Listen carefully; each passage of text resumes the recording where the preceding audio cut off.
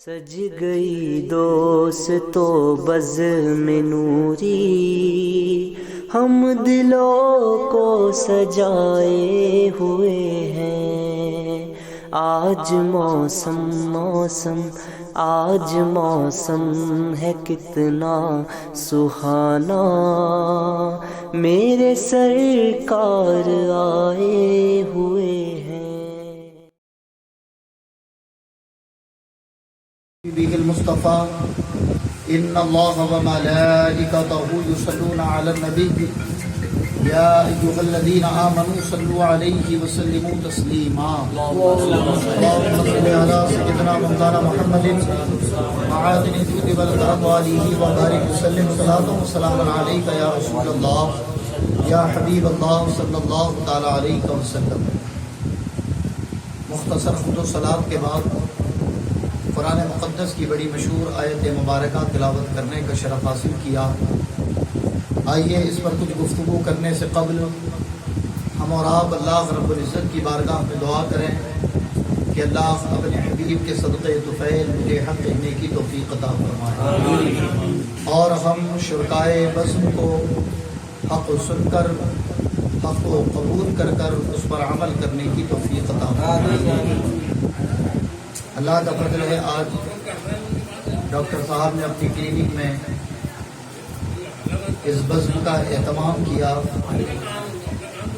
اور آج کی اس بزم کا عنوان حرام کمائی کا وبال، غالباً حلال و حرام کی تمیز اس کے تعلق سے رکھا گیا ہے۔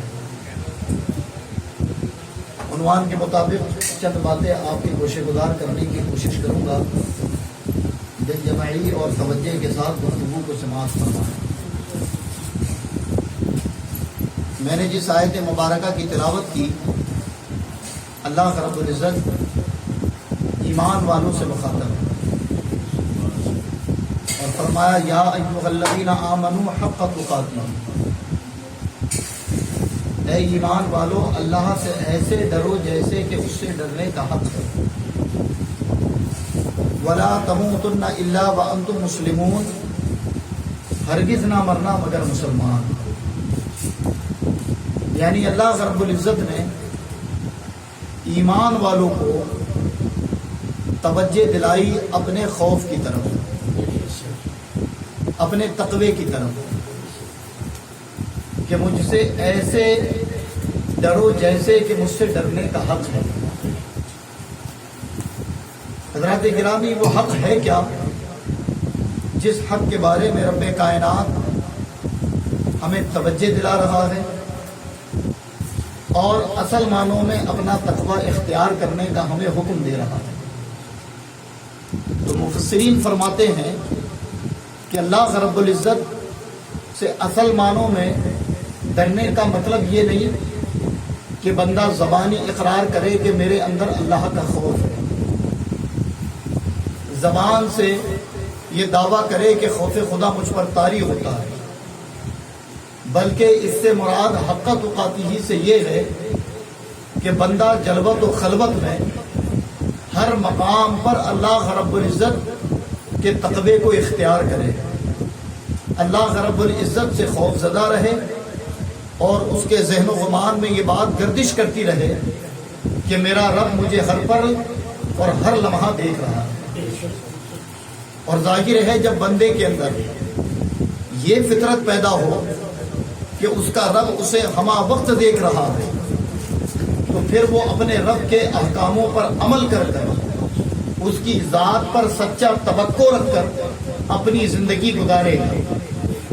آج ہمارا حال یہ ہے کہ بظاہر دعوی ایمان ہمارے اندر، دعوی تقوی ہمارے اندر، ہم بظاہر زبان سے تو کہتے ہیں کہ میں خدا سے ڈرتا ہوں، لیکن یہ جملہ ہمارا لوگوں کے سامنے ہوتا ہے، تنہائی میں ہمیں وہ خدا یاد نہیں ہوتا جس کے خوف کی دہائی ہم عوام اور لوگوں کے سامنے دیا کرتے ہیں۔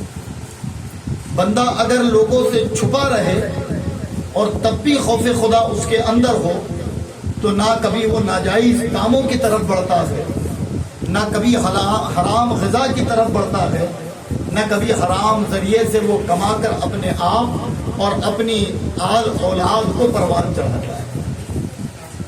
خسارہ یہ ہے کہ دعوی خوف لوگوں کے سامنے تو ہے، لیکن تنہائی میں ہم اپنی نفس کے اتنے عادی ہو چکے ہیں کہ اس رب کو بھی بھول جاتے ہیں جس نے ہمیں اور آپ کو پیدا کیا۔ حضرات محترم، اور اس کی سب سے بڑی وجہ یہ ہے کہ خدا کا خوف نہ آنا، ایمان کی کمزوری، نیک اعمال میں دل نہ لگنا، برائیوں کی طرف رغبت ہونا، اچھائیوں سے بیزاری پیدا ہونا، اس کا سب سے بڑا دار و مدار رزق حلال اور رزق حرام پر۔ اگر بندے کی غذا درست ہے تو مشکات شریف کی ایک حدیث اللہ کے نبی فرماتے ہیں کہ جس کی غذا درست ہے، یعنی حلال غذا وہ کھاتا ہو اور اپنے بچوں کو کھلاتا ہو، تو اللہ رب العزت اسے جہنم سے آزاد کر دے گا، یعنی آگ اس کے جسم کے لیے نہیں ہے۔ اور اس کے اپوزٹ میرے آقا نے فرمایا کہ جس نے اپنے آپ کو، اپنی اولاد کو حرام غذا سے پروان چڑھایا، اور یہ لفظ موجود ہے کہ جس نے اپنے گوشت کو حرام غذا سے تقویت دی، تو اس پر لازم ہے کہ ایسے گوشت کو آگ کے حوالے کر دیا جائے، یعنی جہنم کی آگ میں وہ شخص ڈالا جائے گا جس کی غذا حرام ہے۔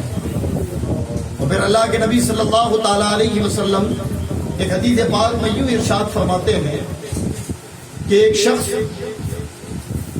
حدود حرم کے اندر مطاف میں موجود، یعنی کعبے کے سامنے، اور اپنے ہاتھوں کو بلند کر کر اللہ رب العزت سے دعائیں مانگ رہا ہے۔ اللہ کے نبی فرماتے لیکن اس کی غذا حرام، وہ حرام غذا سے اپنے پیٹ بھرتا ہے، حرام ذرائع سے وہ کماتا ہے۔ تو صحابہ سے میرے آقا نے پوچھا بتاؤ کیا اس کی دعا مطاف میں کعبے کے اندر بھی قبول ہو جائے گی؟ صحابہ خاموش رہے۔ تو امام الانبیاء فرماتے ہیں کہ سنو، حرام غذا کھانے والے کا، کمانے والے کا حال یہ ہے کہ اگر وہ کعبے کے اندر مطاف میں کھڑا ہو کر اپنے ہاتھوں کو بلند کر کر رب سے کچھ مانگے تو رب اس کی دعائیں قبول نہیں کرتا، اس لیے کہ جس زبان سے وہ رب کو پکار رہا ہے اس زبان کو تقویت حرام غذا سے ملی، اس زبان کو طاقت حرام غذا سے ملی۔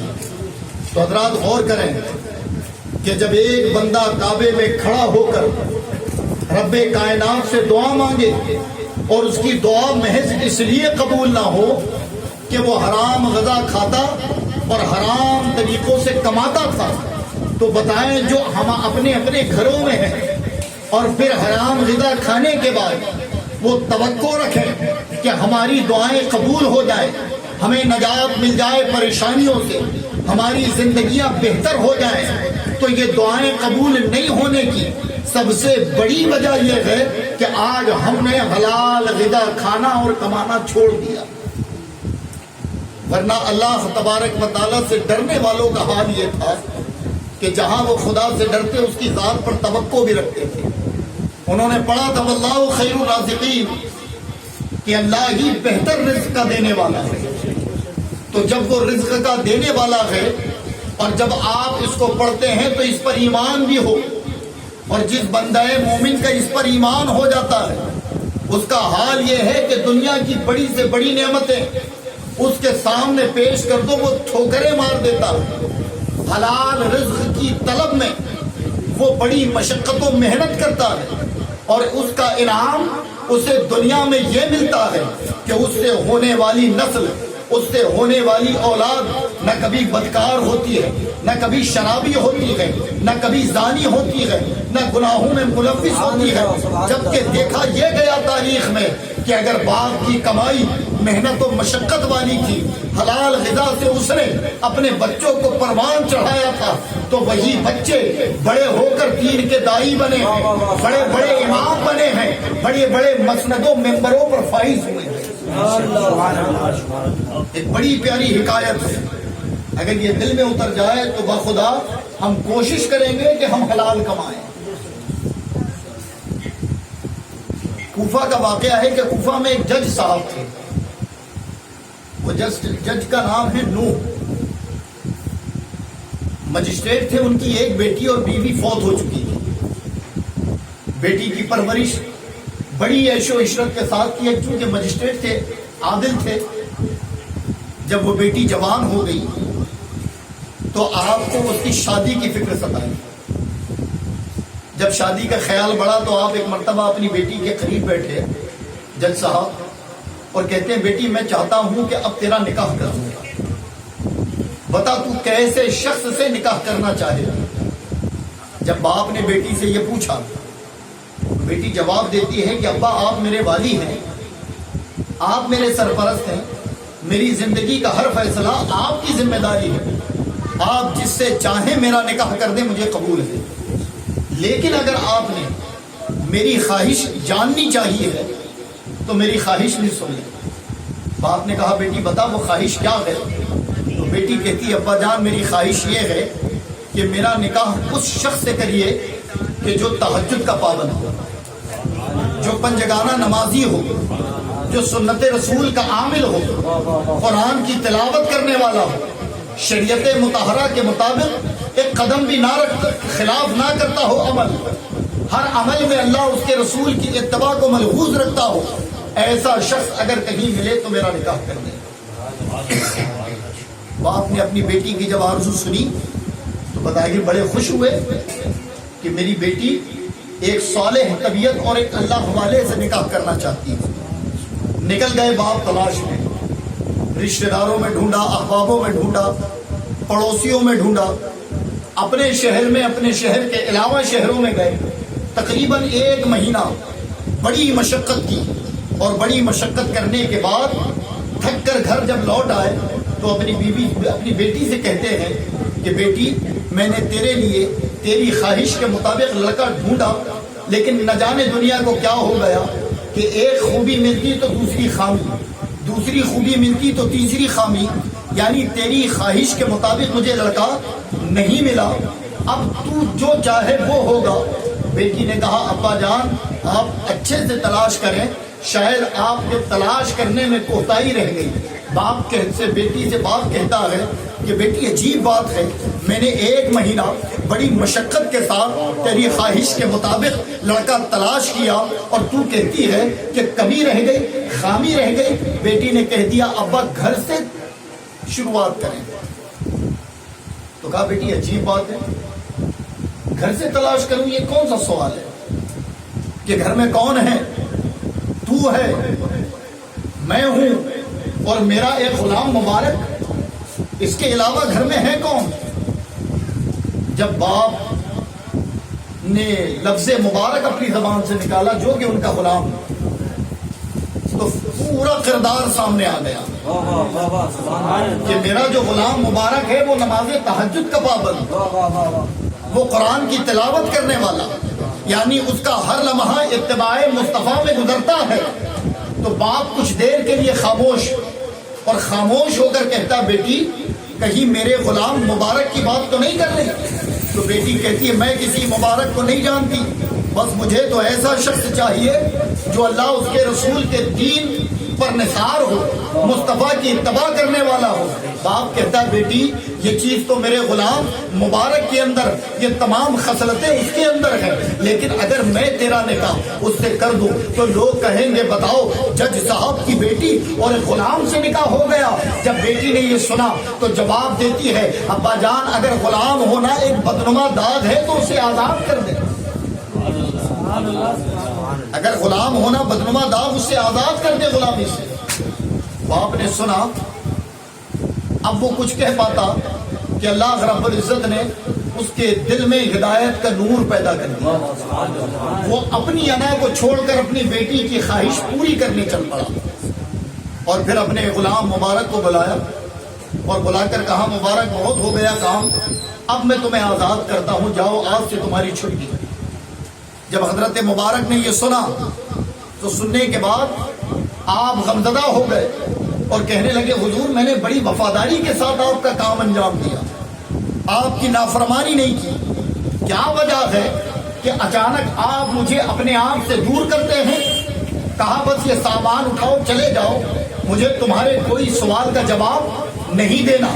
مبارک نے بھی خاموشی سے سامان باندھا، اور باندھنے کے بعد جب جج صاحب کے گھر سے وہ نکل گئے، ابھی کچھ قدم انہوں نے چلے تھے، اور قدم چلنے کے بعد پھر آواز آئی جج صاحب کی کہ مبارک ٹھہرو۔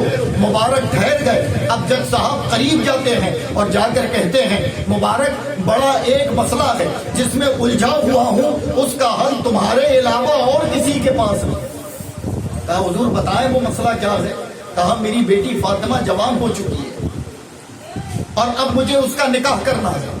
تو کہا حضور بڑی خوشی کی بات ہے، لیکن میری بیٹی کی شرط اور خواہش یہ ہے کہ وہ اس شخص سے نکاح کرے گی جو نمازوں کا پابند ہو، تہجد گزار ہو، اتباع مصطفیٰ پر عمل کرتا ہو، پوری زندگی مصطفیٰ کی اتباع میں گزرتی ہے۔ تو کہا یہ تو اور خوشی کی بات ہے۔ تو کہا میں نے بڑا تلاش کیا لیکن خواہش کے مطابق مجھے لڑکا نہیں ملا۔ تو کہا حضور تلاش کریں ملے گا، اللہ کے نیک بندے سینکڑوں ہیں۔ کہا میں نے اپنی استطاعت کے مطابق تلاش کر لیا لیکن مجھے نہیں ملا۔ کہا حضور محنت کریں، اللہ کریم ہے، ضرور راستہ مہیا کرائے گا، راستہ پیدا ہوگا۔ کہا اے مبارک وہ تمام خصلتیں جو میری بیٹی نے بیان کی اور جو اس کی خواہش ہے وہ تمہارے علاوہ اور کسی کے اندر نظر نہیں آتی۔ میں چاہتا ہوں کہ تم میری بیٹی سے نکاح کر لو، بس اتنا سننا تھا۔ مبارک کے پیروں تلے زمین سرک گئی، وہ ہاتھ جوڑ کر کہتے ہیں حضور میں غلام ہوں، آپ کو معلوم ہے کہ غربت کا حال یہ ہے کہ ایک ٹائم کھاتا ہوں، ایک ٹائم بھوکا رہتا ہوں، آپ تو میرے حالات سے واقف ہیں۔ آپ کی بیٹی عیش و عشرت میں پلی ہے، کیا وہ میرے ساتھ اپنی زندگی گزارے گی؟ کیا میری جھوپڑے میں وہ اپنے عیش و عشرت کو چھوڑ کر رہے گی؟ جب باپ سے مبارک نے یہ کہا تو وہ مبارک جج صاحب جواب دیتے ہیں کہ یہ میری خواہش نہیں بلکہ میری بیٹی کی خواہش ہے۔ میں تم سے التجا کرتا ہوں کہ تمہیں آزاد کرنے کی وجہ یہ تھا کہ تم پہلے مختار ہو جاؤ، غلام نہ رہو، اس کے بعد میں اپنی بیٹی کے رشتے کی بات تم سے کروں۔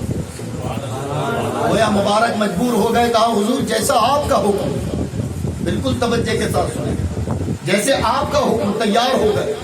وقت ہوا مقررہ وقت پر جج صاحب نے اپنی بیٹی کا نکاح مبارک سے کر دیا اور انہوں نے ان کو نکاح کے بعد رخصتی لے کر اپنے گھر اپنے مکان پہنچ گئے۔ اب شادی کی پہلی رات، دلہن بسترے پر بیٹھی ہے، آپ باوضو ہو کر کمرے کے اندر داخل ہوئے، مصلی لیا اور نماز پڑھنا شروع کیا۔ پوری رات عبادت کیے یہاں تک کہ صبح فجر طلوع ہو گئی، آذان ہوئی، اٹھے اور مسجد چلے گئے۔ آپ نے بیوی سے قربت اختیار نہیں کی، اس سے باتیں نہیں کی۔ ایک دن گزر گیا، 2 دن گزر گئے کہ دن بھر کام کاج کر کر آتے اور پوری رات عبادت کرتے اور پھر صبح ہوتے ہی اپنے کاروبار میں چلے جاتے۔ 15 دن گزر گئے لیکن بیوی کا جو حق تھا وہ ابھی تک نکاح کے بعد آپ نے ادا نہیں کیا۔ بیوی کو تجسس ہوا کہ آخر کیا بات ہے، کہیں یہ مجھ سے نفرت تو نہیں کرتے یا میرے باپ کے دباؤ میں آ کر زبردستی تو مجھ سے نکاح نہیں کر لیا۔ یہ تجسس جب حد سے زیادہ بڑھ گیا تو ماں تو تھی نہیں کہ جس کو اپنا درد بیٹی بتا سکتی، تو باپ کے قریب گئی اور کہا ابا جان آج 15 دن کا عرصہ ہو گیا ہے لیکن میرے شوہر نے نکاح کے بعد کے حقوق ادا نہیں کیے، وہ میری قربت میں نہیں آتے، میرے قریب نہیں بیٹھتے، آخر کیا وجہ ہے؟ ان سے دریافت تو کریں۔ وہ پوری رات عبادت کرتے ہیں، صبح اپنے کام پر چلے جاتے ہیں، میری ضرورتیں پوری تو کرتے ہیں لیکن جو حقوق ہیں میاں بیوی کے اسے ادا وہ نہیں کر رہے ہیں۔ جب جج صاحب نے اپنی بیٹی کی یہ باتیں سنی تو تکلیف ہوئی اور جج صاحب نے حضرت مبارک کو بلوا لیا اور بلوانے کے بعد کہا کہ مبارک یہ بتاؤ کیا میری بیٹی خوبصورت نہیں؟ کیا اور عورتوں کی طرح وہ جوان نہیں یا اس کے اندر کوئی خرابی ہے جو تم اس کے قریب نہیں ہوتے؟ کیا وجہ ہے؟ تو اب مبارک کہتے ہیں حضور معاف کریے گا، میں نے آپ کے ساتھ ایک لمبا عرصہ گزارا ہے، جب کبھی آپ کچہری میں بیٹھ کر فیصلہ کیا کرتے تھے، اور اگر وہ فیصلہ حق میں ہوتا، حق ہوتا، اس سے جو کمائی ہوتی وہ تو جائز تھی، لیکن جب آپ کوئی فیصلہ ناحق کرتے اس سے جو کمائی ہوتی وہ حرام ہوتی، تو کبھی آپ کی بیٹی حلال کھاتی، کبھی آپ کی بیٹی نے حرام کھایا ہے۔ اور میں نے اللہ کے رسول کی حدیث سنی کہ ایک لقمہ حرام کا 40 دن کی برکتوں کو اٹھا لیتا ہے، اس کی 40 دن عبادتیں قبول نہیں ہوتی۔ تو کہا اس سے حقوق کا کیا تعلق ہے؟ مبارک کہتے ہیں کہ اگر حرام لقمے کا اثر آپ کی بیٹی کے جسم میں ہوگا اور میں اس سے قربت اختیار کروں، اور اگر وہ حاملہ ہو جائے تو مجھے خطرہ یہ ہے کہ آنے والی اولاد کہیں دین کو پامال کرنے والی نہ ہو، کہیں شریعت کو پامال کرنے والی نہ ہو۔ اس لیے اللہ کے رسول کی حدیث پر عمل کرتے ہوئے میں 40 دن اپنی بیوی سے قربت اختیار نہیں کروں گا۔ جب وہ مدت گزر جائے گی تب میں اس کے قریب جاؤں گا۔ حضرت نوح جج فرماتے ہیں کہ میری بیٹی نے نہ جانے کتنے لقمے کھائے ہیں، تمہارے 40 دن کے پرہیز سے کیا اس کا کفارہ ہو جائے گا؟ تو وہ مبارک کہتے ہیں کہ میرا رب قطرہ اور قلت نہیں دیکھتا، وہ تو بندے کی عقیدت دیکھتا ہے۔ اب میں اپنی عقیدت کا اظہار کر رہا ہوں، اجر دینا رب کا۔ حضرت گرامی یہ کہا حضرت مبارک نے، اور آپ لوٹ گئے، 40 دن قربت اختیار نہیں کی۔ اور جب یہ مدت گزر گئی پھر آپ اپنی بیوی کے قریب ہوئے، اور اپنی بیوی کے قریب ہونے کے بعد رب کائنات نے آپ کی بیوی کو حاملہ کیا، اور پھر اس حمل کی جب مدت پوری ہوئی تو آپ کو رب نے ایک بیٹا عطا فرمایا۔ اس بیٹے کا نام آپ نے رکھا عبداللہ، اور پھر وہ بیٹا جب بڑا ہوا تو اس کا حال کیا ہے کہ آج پوری دنیا اسی بیٹے کو عبداللہ ابن مبارک کے نام سے یاد کرتی ہے، جو امام بخاری کے بھی استاد، امام مسلم کے بھی استاد، امام یعنی سیاستہ کے مسلم محدثین کے استاد، امام اعظم ابو حنیفہ کے شاگرد بنے، اور جنہیں ائمہ فی المحدثین کہا جاتا ہے، جو خود مجتہد گزرے، اور جب تک کوئی آپ سے قربت اختیار نہ کرے علم حدیث میں کامیاب نہیں ہو سکتا۔ یہ عبداللہ ابن مبارک کہ ان کا نام عبداللہ، ان کے والد کا نام مبارک، اور وہ حلال غذا کا انعام یہ کہ اولاد ائمہ فی المحدث بنی، محدثوں کے امام بنے، اور پھر انہی کا حال کہ رب کائنات نے اسی حلال غذا کا انعام یہ عطا فرمایا کہ وہی عبداللہ ابن مبارک جہاں ائمہ فی المحدثین ہیں، جہاں آپ مجتہدوں کے امام ہیں، جہاں آپ اصول فقہ اور فقہ میں بڑی اونچائی اور بلندی رکھتے ہیں، وہی با کرامت اللہ کے ولی بھی ہے۔ کئی یہ کرامتیں آپ سے ظاہر ہوئی۔ یہی عبداللہ ابن مبارک حج کا مہینہ ہے، حج کو جا رہے ہیں، لیکن آپ نے دیکھا کہ چند یتیم بچے ہیں جن کا باپ نہیں اور وہ بھوک سے تڑپ رہے ہیں۔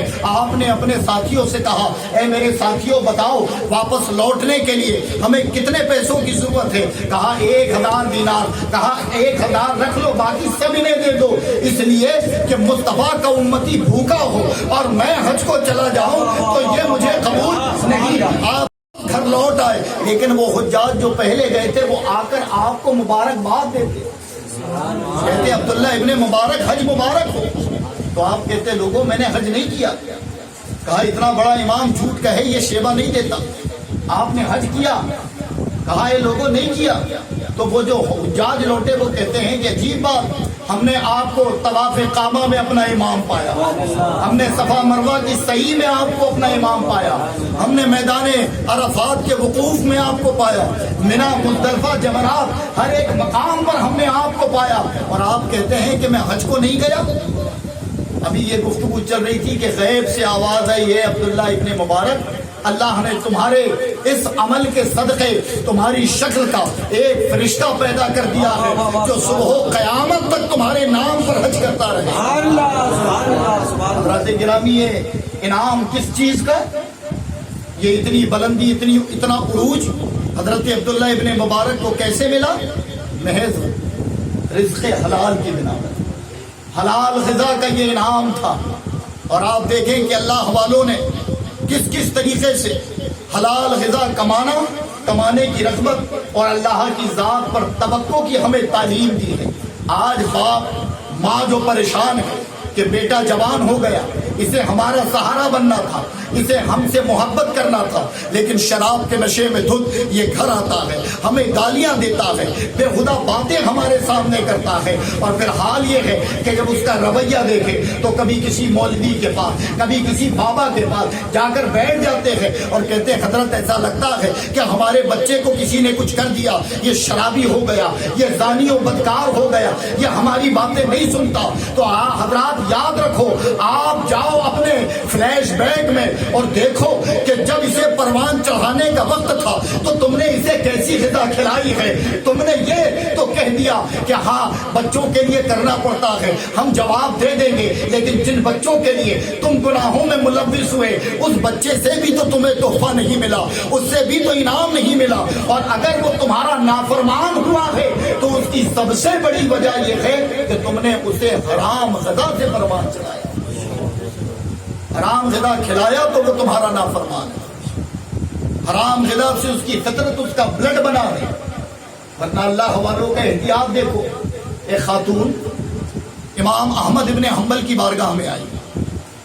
امام احمد ابن حنبل کے 4 ائمہ میں سے ایک امام، غوث اعظم ان کے مقلد ہیں۔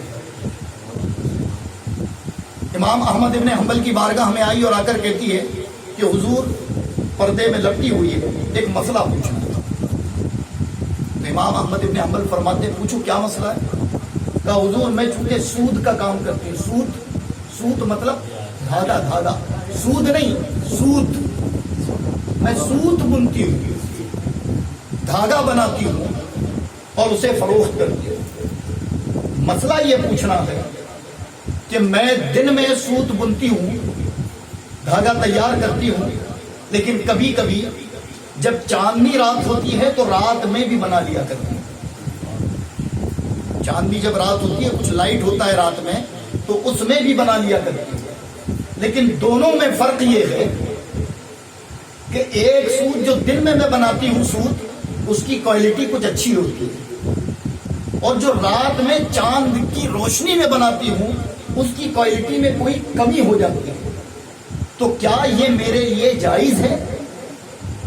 اللہ اکبر، بتائیں کیا پوچھنے گئی؟ کیا یہ میرے لیے جائز ہے؟ آج نہ جانے کتنی طریقوں سے ہم مال غصب کر لیتے ہیں، حرام سے جیب بھر لیتے ہیں، حرام کھاتے ہیں، گھر میں بنا لیتے ہیں، لیکن کبھی ہمیں یہ فکر نہیں ستائی کہ جا کر پوچھوں کسی عالم سے کہ کیا جو یہ عمل میں کرتا ہوں جائز ہے یا ناجائز۔ بلکہ لوگوں کا حال تو یہ ہو چکا ہے کہ حرام غذا کے وہ اتنے عادی ہو گئے ہیں کہ کھلے عام کماتے ہیں۔ آج دیکھیں کہ شراب کا کام مسلمان کر رہے ہیں، جوؤں کے اڈے مسلمان چلا رہے ہیں، بیاض مسلمان کھا رہے ہیں، لوگوں کو دے رہے ہیں، لوگوں کی پراپرٹی پر ناجائز قبضہ رکھ کر ان سے اس کا پیسہ وصول مسلمان کر رہے ہیں، اور پھر یہ کہتے ہیں کہ انہیں اقتدار مل جائے، انہیں غلبہ مل جائے۔ تو ہرگز ایسا نہیں ہو سکتا۔ وہ لوگ جنہیں غلبہ ملا تھا، اقتدار ملا تھا، وہ کون تھے؟ سوکھی روٹی کھا کر حلال کی اپنا پیٹ بھرتے تھے، اور مصطفیٰ کے دین کے لیے جس طرف رخ کرتے تھے تو پھر یہ نہیں سوچتے تھے کہ واپس آنا ہوگا یا نہیں۔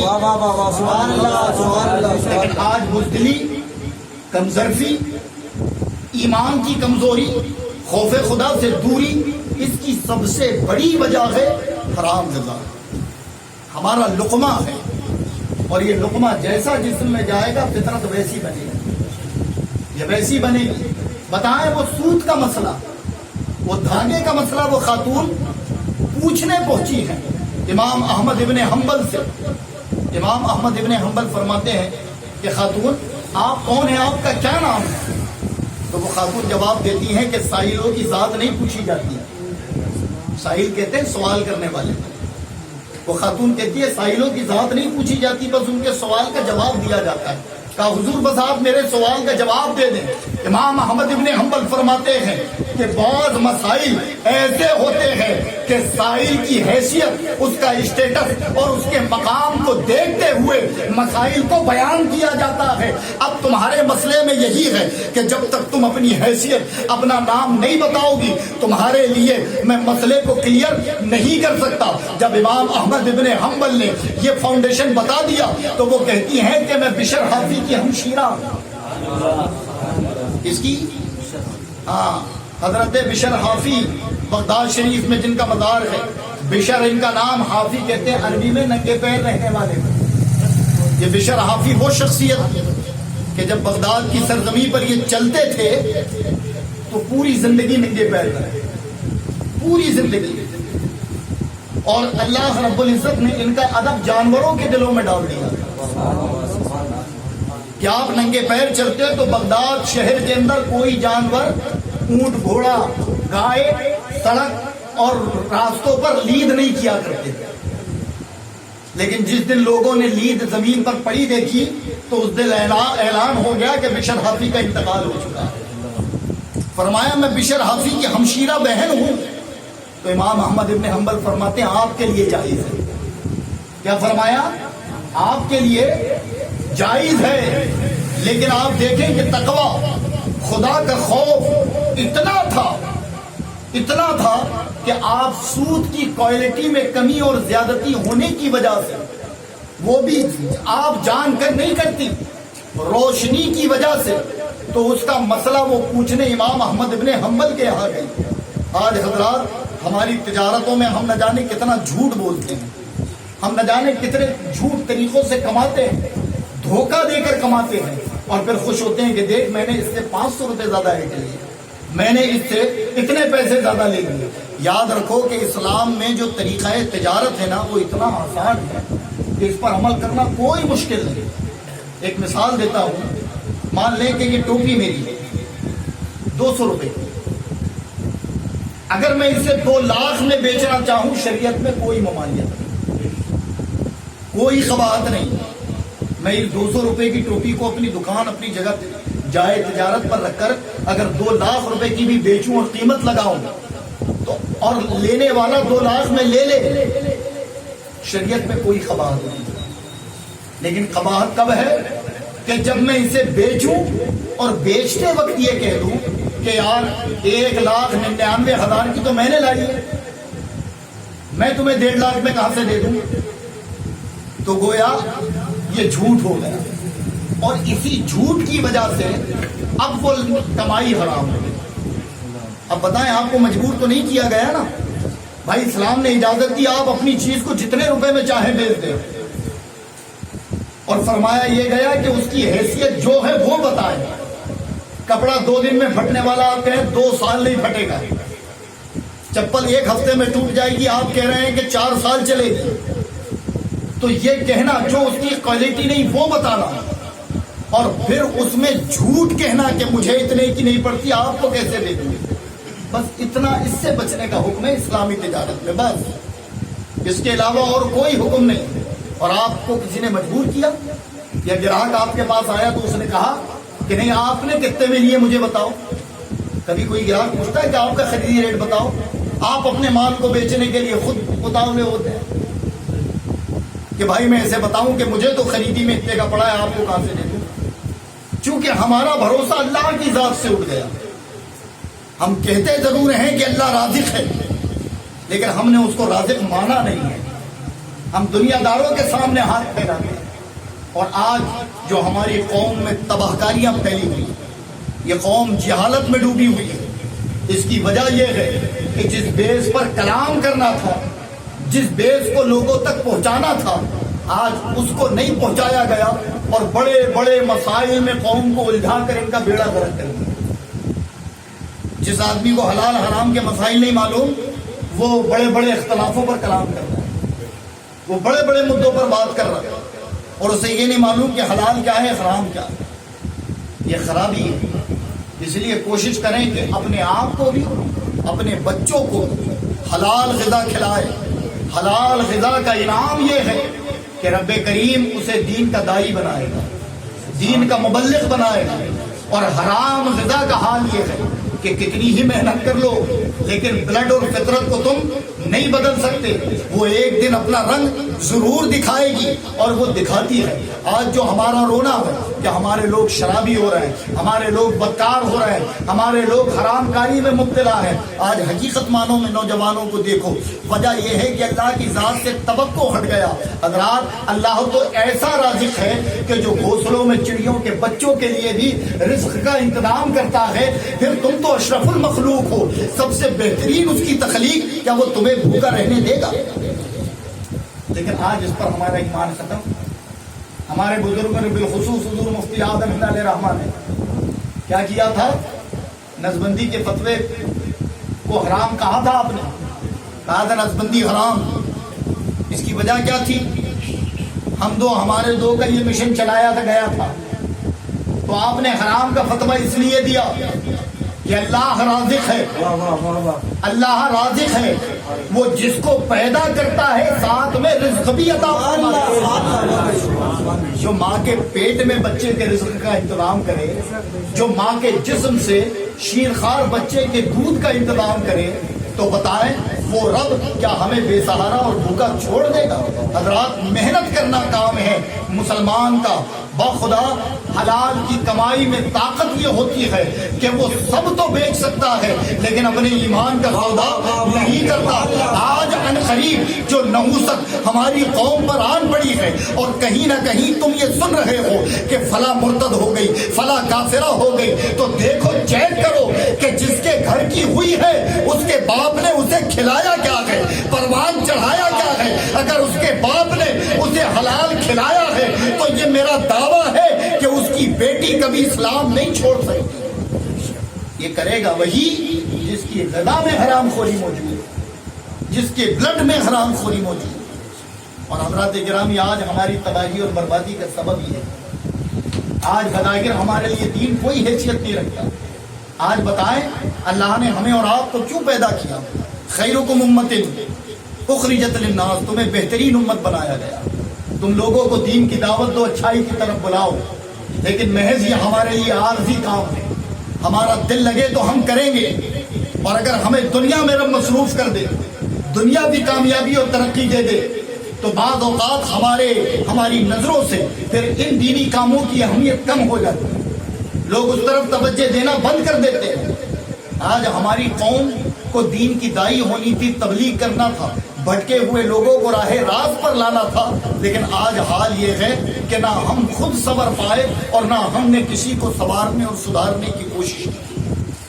اس لیے خدا را بد نوری کی یہ محفل جو آپ نئے لوگ جڑے ہیں, بالخصوص حضرت سے میری گزارش ہے, آپ لوگ جو آئے ہیں کہ یہ ہفتہ واری کہیں نہ کہیں منعقد ہوتی ہے, اور یہ پورے چھندواڑہ ضلع میں ایک خاص موضوع پر اس پر کلام کیا جاتا ہے, تاکہ کم لوگوں میں جس کانسٹیٹیوشن کے ساتھ آپ لوگ سنتے ہیں, توجہ کے ساتھ آپ سنتے ہیں, آپ بڑے مجمع میں شاید نہیں سن پاتے. بالکل توجہ, میں جیسا بھی بول رہا ہوں لیکن آپ میری پوری سن رہے ہیں. ایک بات تو دماغ میں جائے گی, کوئی تو اثر کرے گی. تو حضرات یہ سب سے بہترین ذریعہ ہے اس دور میں لوگوں تک دین پہنچانے کا. اگر ہمارے بزرگ نوجوان اس میں ساتھ دیں اور اس کو اپنی زندگی کی اہم ذمہ داری سمجھیں تب تو کامیابی ہے, ورنہ اللہ نیتوں کا جاننے والا ہے. اللہ تبارک و تعالیٰ بندے کو آزماتا ہے, کبھی مال لے کر کبھی مال دے کر, اور ان دونوں آزمائشوں میں اگر وہ کھرا اتر جائے تو وہ کامیاب. مثال یہ کہ میرے پاس کچھ نہیں تو میں دین کا داعی تھا, میں دین کی خدمت کرتا تھا. اب میرے پاس مال ہے, میرے پاس سرمایہ ہے, ذرائع ہو گئے, تو اب میرے لیے دین آپشنلی ہو گیا اور میرا کام سب سے امپورٹنٹ ہو گیا. گویا آپ اللہ کی آزمائش میں فیل ہو چکے ہیں, کیونکہ اللہ کبھی دے کر آزماتا ہے, کبھی لے کر آزماتا ہے. بندے کے پاس بہت تھا تو بڑا دین کرتا تھا, اور جیسے ہی ختم ہوا تو اب حال یہ ہے کہ پھر اسے واپس لانے کی طلب میں اتنا ملوث ہو گیا کہ دین چھوڑ دیا. گویا وہ بھی آزمائش میں فیل ہو گیا، ورنہ غوث پاک رضی اللہ تعالیٰ عنہ نے ہمیں تعلیم دی ہے کہ ہر ایک محاذ پر اللہ کی رضا پر راضی رہو، اللہ تمہیں کبھی پریشان نہیں ہونے دے گا، اور نہ ہی وہ بندوں کو پریشان ہونے دیتا ہے، بندہ خود اپنی کرتوت سے پریشان ہوتا ہے۔ غوث پاک بڑے تاجر تھے، آپ کا مال آ رہا تھا جہاز سے، تو کسی نے خبر دی کہ حضور کشتی ڈوب گئی۔ غوث پاک فرماتے اللہ تیرا شکر ہے۔ کیا فرمایا آپ نے؟ اللہ تیرا شکر ہے۔ بس اتنا کہہ کر کچھ دیر خاموش ہوئے، مسکرائے۔ ایک اور قاصد آیا تھا، حضور وہ جو کشتی ڈوب رہی تھی وہ ساحل لگ گئی، یہ بچ گئی۔ اب آپ رونے لگے، رونے لگے۔ لوگوں نے کہا حضور جب ڈوبی تھی تب رونا تھا، اب کیوں رو گئے؟ تو کہا کہ اے لوگوں سنو، جب وہ ڈوب رہی تھی اور مجھے خبر ملی تو مجھے یہ ڈر تھا کہ کہیں مال کے چھوٹ جانے کی وجہ سے میں یاد خدا سے غافل نہ ہو جاؤں، میں اس کی محبت میں گرفتار نہ ہو جاؤں، تو میں نے اپنے رب کی رضا پر راضی رہا، اور جب وہ مل گیا تو مجھے یہ ڈر ستایا کہ کہیں مال ملنے کی خوشی میں اپنے رب کی رضا سے نہ ہٹ جاؤں۔ یہ ہمارے اکابروں کا طریقہ تھا، اور آج ہم اپنے آپ پر غور کریں کہ ہمارا طریقہ کیا ہے۔ اس لیے برائے کرم کوشش کریں، چھوٹی چھوٹی مجلس کی ڈاکٹر صاحب نے اپنی کلینک اپنی دکان میں اس کار خیر کا اہتمام کیا، یہ بھی تبلیغ کا ذریعہ ہے، جبکہ عام طور پر دیکھا جاتا ہے کہ لوگ ایسے دینی کاموں کو اپنے گھر گلی محلے میں تو کرتے ہیں، لیکن ان جگہوں پر کرنے سے ڈرتے ہیں جہاں نقصان کا اندیشہ ہے۔ ہاں یہ بات بھی حقیقت ہے سمجھداروں کے لیے بہت، کہ وہ نقصان کا اندیشہ ہو وہاں وہ کرنے سے ڈرتے ہیں، لیکن اللہ جسے زندہ دلی دے تو پھر وہ اللہ کو رازق جان کر، اللہ کو رازق اور خالق مان کر یہ فکر نہیں کرتا، کیونکہ اسے معلوم ہے کہ رزق دینا بندوں کا کام نہیں، رب کریم کا کام ہے۔ اور جس دن ہمارے اندر یہ بات بیٹھ جائے گی، ہمارا کوئی نوجوان جوئے کے اڈوں میں نہیں ہوگا، شراب نہ بیچے گا نہ پیے گا، نہ خراب طریقے سے کمائے گا، اور جس دن یہ قوم کہ لوگ حلال کھانے اور کمانے لگ گئے، یاد رکھو کہ ہر ایک گھر میں صلاح الدین ایوبی جیسا بچہ ہوگا۔ ہاں یہ وجہ یہ حق نکلنا بند کیوں ہو گیا؟ اس کی وجہ ہے لقمہ غلط ہے تو حق کہاں سے باہر آئے گا؟ یہ چہرے دیکھ کر بات کرنا کیوں شروع کر دیے لوگوں نے؟ اس لیے کہ لقمہ ہی ایسا ہے، تو پھر ظاہر ہے کہ ڈر ہے کہ یار اب مولوی صاحب مجھے نہیں بلائیں گے اگر میں نے سچ بول دیا، مجھے فلاں صاحب نہیں بلائیں گے اگر میں نے سچ بول دیا، مجھے امامت سے برخاست کر دیا جائے گا اگر میں نے سچ بول دیا۔ تو برائے کرم یہ غذا کا معاملہ ہے، اگر غذا پاک ہے تو رب کریم تمہیں اپنے قلب کے اندر طاقت اور اپنے رب کی ذات پر سچا توقع دیتا ہے، اور اگر رزق میں خرابی پیدا ہو جائے تو رب کی ذات کے توقع کا دعویٰ زبان پر ہوتا تو ہے، لیکن یقین کامل اس کی ذات سے ختم ہو جاتا ہے، اور یہ فطرت بندے۔ اللہ تبارک و تعالیٰ سے دعا ہے کہ ہمیں حلال رزق کھانے، کمانے اور اپنی اولاد کو کھلانے کی توفیق عطا فرمائے، حرام غذا سے ہمیں بچائے، اور دینی کام بے لوث اللہ رب العزت ہمیں کرنے کی توفیق عطا فرمائے۔ استغفر اللہ ربی من کل ذنب واتوب الیہ، لا الہ الا اللہ محمد رسول اللہ صلی اللہ تعالی علیہ وسلم۔